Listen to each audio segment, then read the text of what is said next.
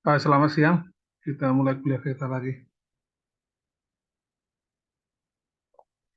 Kelihatan nggak paparannya?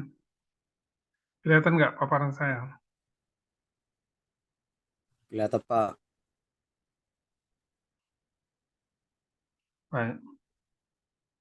Ini ada makalah saya yang saya paparkan di MES Pemkab Kecamatan Bakti Raja Humbangkas. Ini dalam rangka waktu itu eh, upaya menjadikan Geopark Caldera Toba.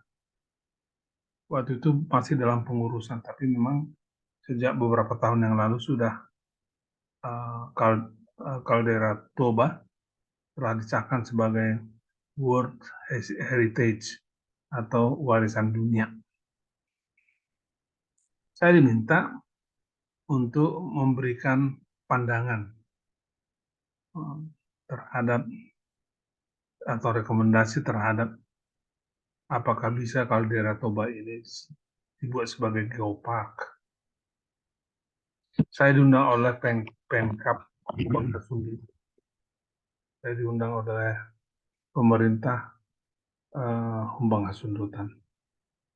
Judul dari makalah saya waktu itu adalah konservasi biodiversitas tanaman khas, langka, dan komersial tanah Batak. Jadi ada tanaman khas tanah Batak, ada tanaman langka tanah Batak, ada tanaman komersial tanah Batak. Jadi kita kelompokkan menjadi 3 kelompok ini. Saya akan bicarakan nanti satu persatu. Ada tanaman khas yang merupakan tanaman langka dan ada tanaman langka yang menjadi tanaman tanaman komersial atau khas. Kita lihat ya.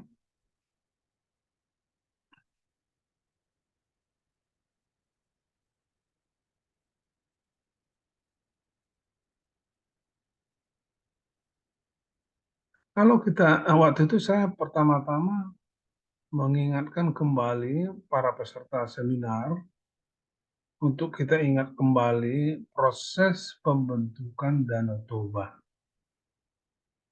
yaitu letusan Gunung Toba, erupsi Gunung Toba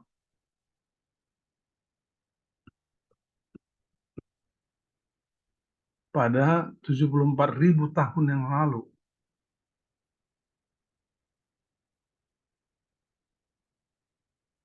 Pertanyaan waktu itu adalah apakah ada tanaman, apakah ada hewan, apakah ada manusia di daerah Gunung Toba itu pada 74.000 tahun yang lalu. Nah, ketika terjadi erupsi meletus Gunung Toba itu 74.000 tahun yang lalu, apakah tanaman yang ada di sekitar Gunung Toba itu mati semua? Manusianya juga mati semua, hewannya mati semua. Atau adakah yang tersisa?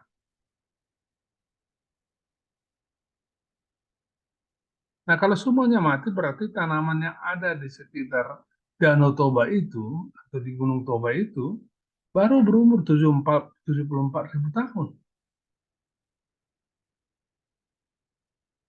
Baru berumur 74.000 tahun. Dari mana dia ada? Ya, manusia kemudian mungkin pindah ke sana, hidup di daerah pinggiran Danau Toba, membawa tanaman dari daerah-daerah lain, kemudian itu yang disebut dengan introduksi. Boleh jadi juga erupsi itu tidak membunuh semua hewan, tidak membunuh semua tanaman. Ada yang tinggal hidup. Itu kita sebut dengan asli, tanaman asli. Tapi selama 74.000 tahun itu, hingga pada zaman sekarang,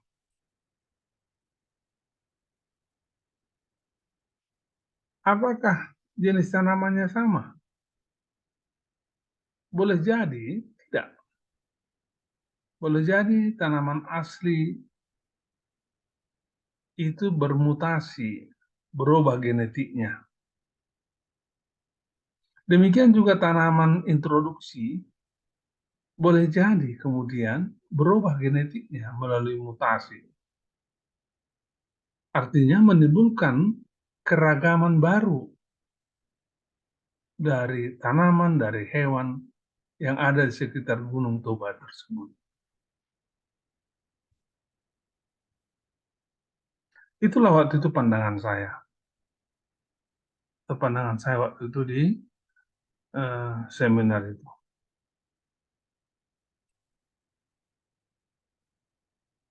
Dari manapun asal dari, dan bagaimanapun proses terjadinya makhluk hidup yang ada sekarang, itu yang saya paparkan waktu itu perlu dilestarikan,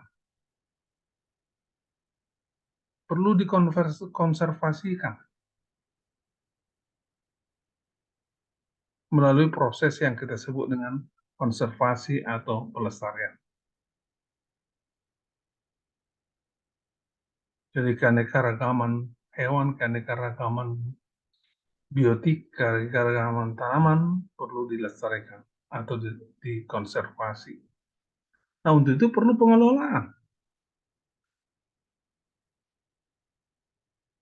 Abiotiknya seperti batu-batu, tanah, segala macam perlu di pengelolaan. Biotiknya juga seperti tanaman, hewan-hewan perlu pengelolaan. Tujuannya atau ditambah dengan upaya peningkatan kualitas biodiversitas dan nilainya. Jadi bukan jenis biodiversitasnya saja yang harus dipertahankan, tetapi juga kualitas dari biodiversitasnya yang harus juga tingkatkan nilainya. Bagaimana cara mengkonservasi itu? Ditinjau dari lokasinya, ada dua. Disebut dengan in situ dan ex situ. In situ artinya di dalam habitat alaminya sendiri. Kalau tanaman itu ya di habitat alami tanaman itu, kalau hewan ya di habitat alami hewan itu. Misalnya kemenyan sebagai tanaman khas Humbang itu dikonservasi di lingkungan Humbang Hasundutan atau hewan-hewan lain yang harus dikonservasi di daerah Humbang Hasundutan. In situ, di daerah itu sendiri, itu maksudnya in situ. Kalau ex situ, berarti di luar habitat alami dari hewan atau tanaman tersebut.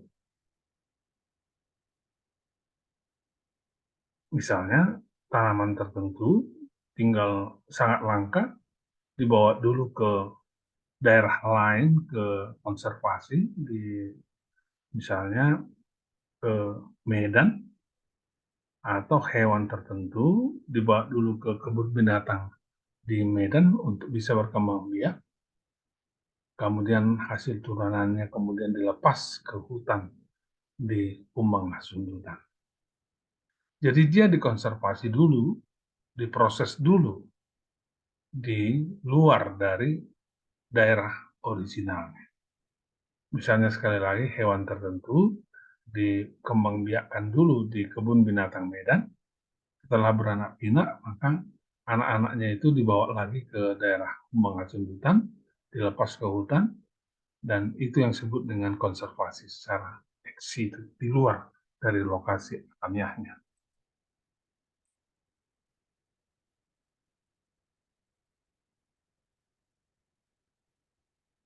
Nah, kembali kita mengingatkan kembali definisi yang sudah kita bicarakan di awal. Ada dua definisi yang sudah kita bicarakan di awal.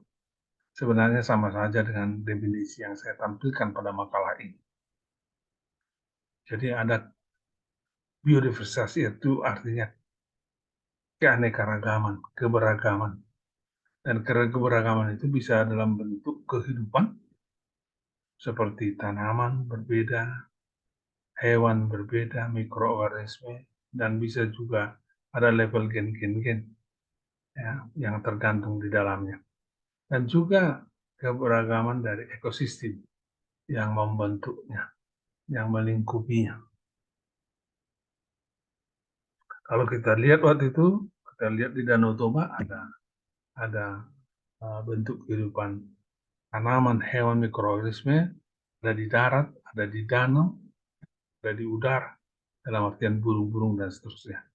Ekosistemnya juga ada ekosistem air, ekosistem tanah, ada juga ekosistem apa namanya,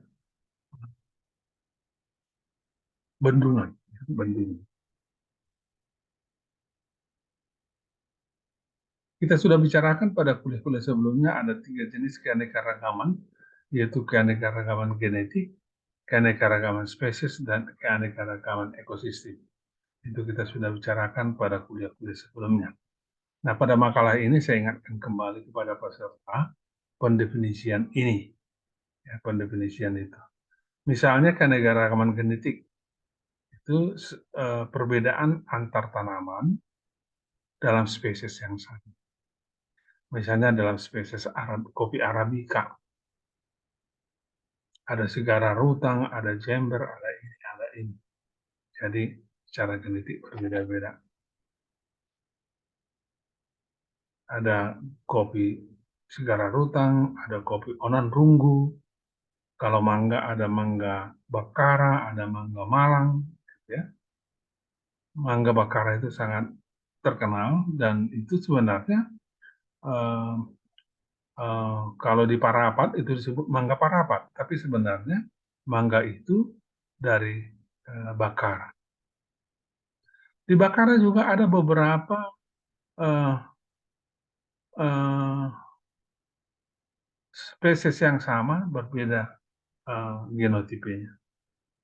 Kemudian keanekaragaman spesies juga terdapat banyak sekali di Kumbang.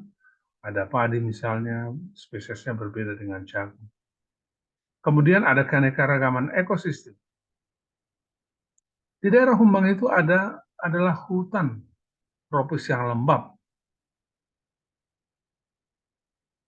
Ya, jadi daerah Humbang itu termasuk hujan tropis yang lembab.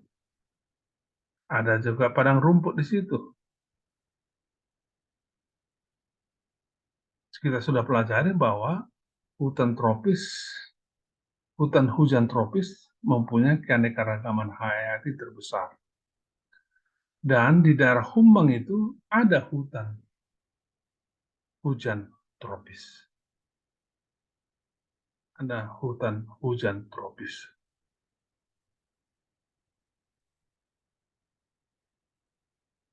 Mari kita diskusikan tentang tanaman khas dan langka. Yang dimaksud dengan tanaman khas terdapat di satu daerah tertentu saja. Itu tanaman khas. Tanaman langka jumlahnya sangat sedikit. Tanaman komersial itu tanaman yang diperdagangkan. Yang dilihat dari tanaman itu adalah aspek ekonominya. Tanaman khas tidak selalu tanaman langka dan sebaliknya. Tanaman langka tidak selalu tanaman khas. Tanaman komersial bisa tanaman khas. Beberapa tanaman khas Batak, dan sebagian di antara ini ada langka. Contoh, pirdot. Pirdot. Pirdot ini digunakan sebagai obat anti kudis pada ternak babi.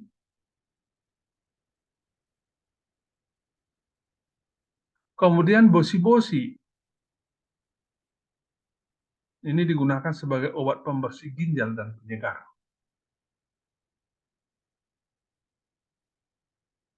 Sekali lagi ini adalah tanaman sedarah Batak. Yang kita maksud dengan tanaman sedarah Batak itu di sekitar Danau Toba, ya, yang melingkupi kawasan Danau Toba.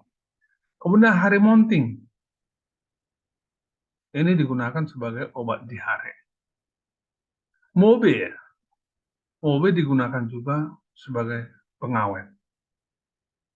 Kemudian atarasa. Atarasa ini digunakan sebagai bumbu peningkat nafsu makan. Kemudian andalehat, buahnya dikonsumsi. Kemudian andaliman, ini sangat terkenalnya, andaliman daerah Batak itu bumbu masakan yang sangat terkenal. Sekarang ini eh, andaliman ini digunakan juga sebagai bumbu dari steak, steak ya, beef stick ya, beef stick. Tapi sebenarnya steak, kalau membacanya bukan steak ya, steak andaliman. Dan ini sudah menjadi komoditas yang sangat laku di Jawa. Sotul, sotul ini digunakan sebagai konsumsi. Yang lain, rambe, ini makanan burung. Lalu sihut tilangit digunakan sebagai obat luka. Jadi sihut tilangit ini ada di gua-gua, di bagian atas gua. Jadi sepertinya dia menopang ke atas, bagian atas gua itu. Jadi sepertinya dia memikul langit. Makanya disebut dalam bahasa Batak sihut tilangit. Nah, ini digunakan obat sebagai obat luka dan sangat langka dan sangat mujarab. Sihut tilangit ini. Kemudian kemenyan, kita tahu daerah Humbang, daerah Pak, daerah Deri adalah daerah-daerah penghasil kemenyan. Dan ini digunakan sebagai dupa atau pewangi. Kemudian anggrek ebutin, ini juga tanaman khas dan sekaligus tanaman langka. Ini ada di Simanindo, di Pulau Samosir. Simanindo di Pulau Samosir. Kemudian pohon sapi nurbunga.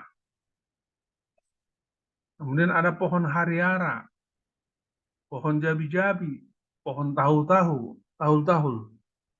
Jadi banyak sekali tanaman khas Batak yang tidak ditemukan di tempat lain. Jadi dia hanya terdapat di daerah seputaran Danau Toba itu.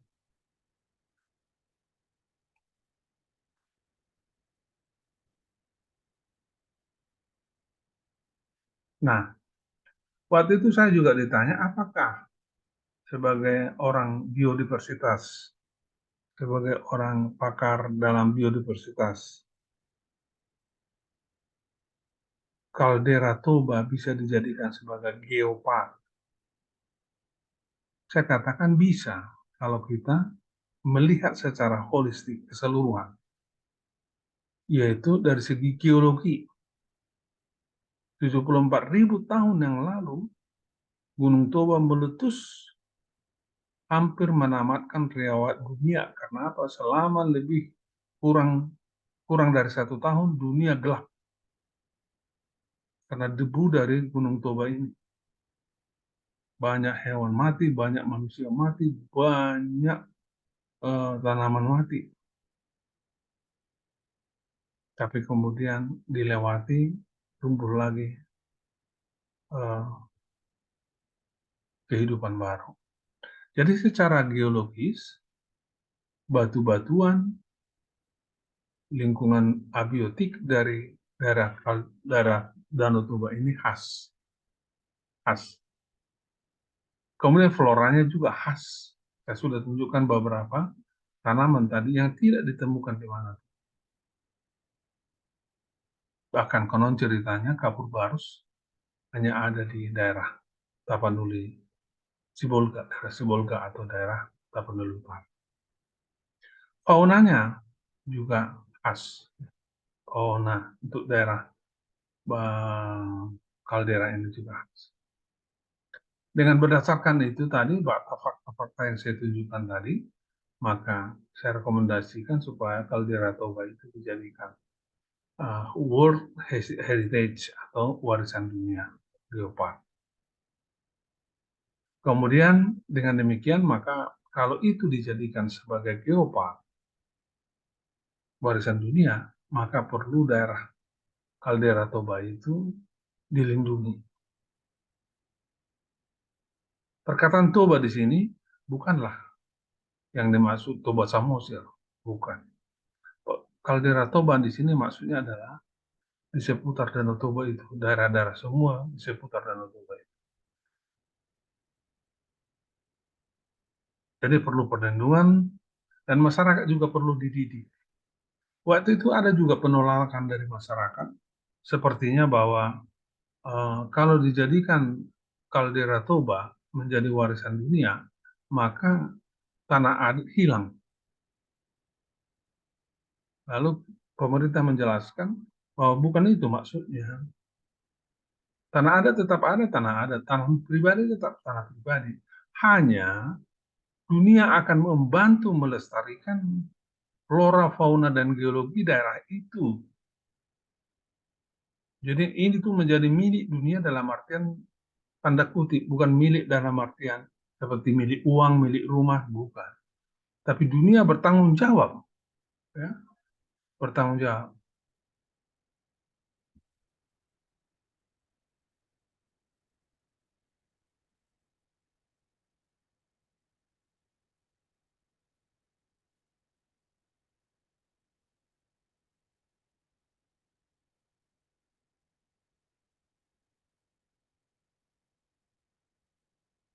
Dunia bertanggung jawab untuk kelestarian geologi, flora, dan fauna dari kaldera Toba itu.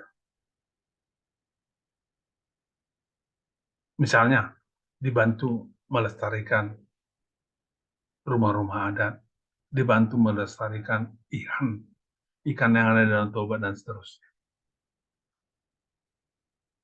Oleh karena itu juga dibantu dalam pendidikan dan pembangunan berkelanjutan. Kemudian daerah itu bisa menjadi sumber ekonomi saja. Kenapa? Kembali ke tanaman khas, tanaman langka, proses geologinya khas, sehingga bisa dijadikan sebagai objek pariwisata.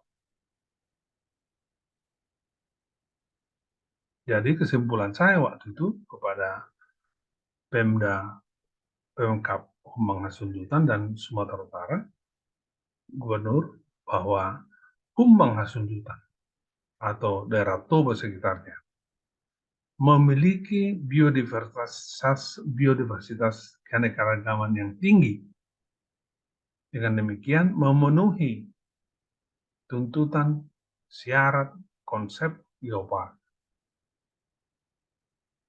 Bolehlah disebut namanya geopark Caldera Toba. Tetapi kembali karena unik-unik tanamannya dan floranya dan geologinya, maka konservasinya bisa dilakukan in situ, bisa juga dilakukan ex situ.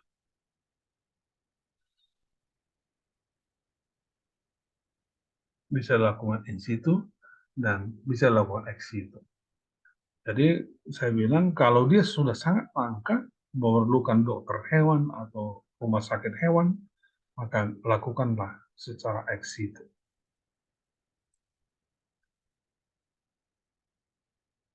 Baik, terima kasih.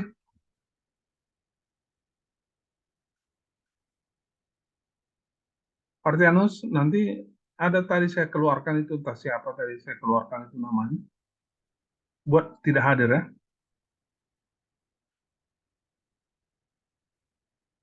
Martianus, Martianus. Iya, Pak. Nah, tadi yang saya keluarkan tadi karena diketawa-ketawa, buat tidak hadir.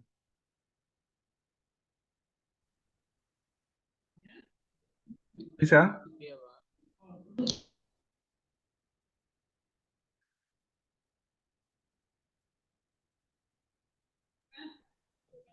Bisa, Pak. Bisa, Pak.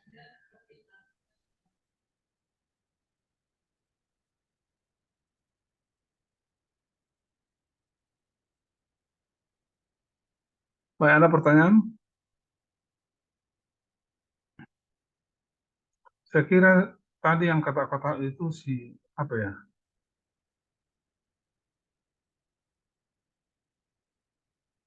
Kanlum Menggal mana? Kanlum Menggal.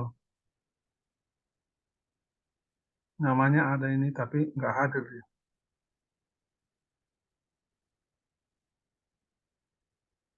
Buat nanti absen ya, Ketua. Kanlum Menggal itu tidak hadir.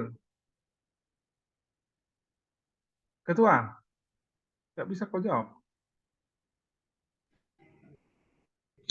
Iya, Pak.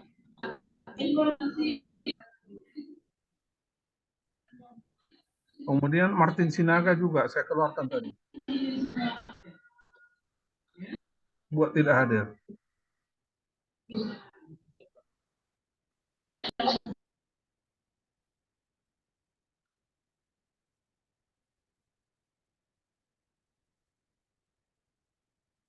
Dengar Martianus?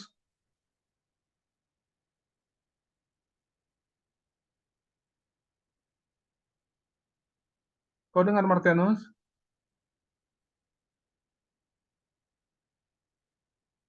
Martianus?